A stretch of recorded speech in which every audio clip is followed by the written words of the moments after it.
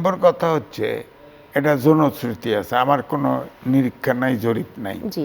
সুতরাং এটা মানুষ বলে, কারণ এই জন্য বলার সুযোগও আছে যে ছাত্রলীগের ভিতরে কতজন শিবির ছিল কেউ জানতো না। না, সেই গুপ্ত রাজনীতির জায়গাটাই না, আসলে ফ্যাসিস্ট যদি বিদায় হতো, জি।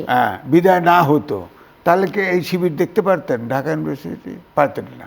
সুতরাং এইভাবেই বড় বড় দলের ভিতরে ঢোকা আছে, আওয়ামী লীগের ভিতরেও ঢোকা আছে, বিএনপির ভিতরেও না, ঢোকা সেই আছে। জায়গাটাই জানতে চাচ্ছি যে গুঞ্জন যেটা রয়েছে, আপনি বলছেন জনশ্রুতি, সেটাকে গুঞ্জনও বলা যেতে পারে, সেইখানে কি বিএনপি কোনো ধরনের আমলে নিচ্ছে বিষয়টা? বিএনপি আমার ধারণা সিনিয়ররা জানে, কিন্তু এটা বড় দল তো, এটা তো ধরেন একজন উপদেষ্টাই আছে, কিন্তু সবগুলো আচরণ দেখে না। কিন্তু আমি তো জানিও জামাত,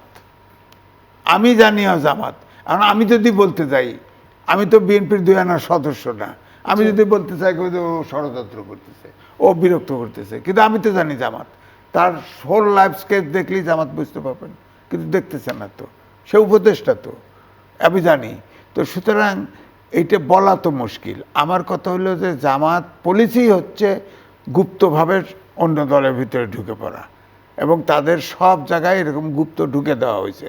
আপনার প্রশাসনে যে বলা হয় জামাত আছে, জামাতকে আপনি টের পাবেন নাকি? টের পাবেন না তো। জামাত তো আছে, তো প্রশাসনে আছে, পুলিশে আছে, সব জায়গায় আছে, আর্মিতে আছে, সব জায়গায় জামাত আছে, কিন্তু ওরা থাকে গুপ্তভাবে, গুপ্তভাবে।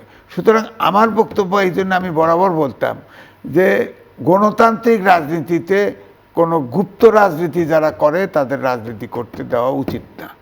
জি। তাহলে হরকাতুল কিন্তু জেহাদ, সেরকম আনসারুল্লাহ বাংলা টিম, এদের সে বিষয়টা আসলে রাজনীতি করতে দেন। প্রতিষ্ঠিত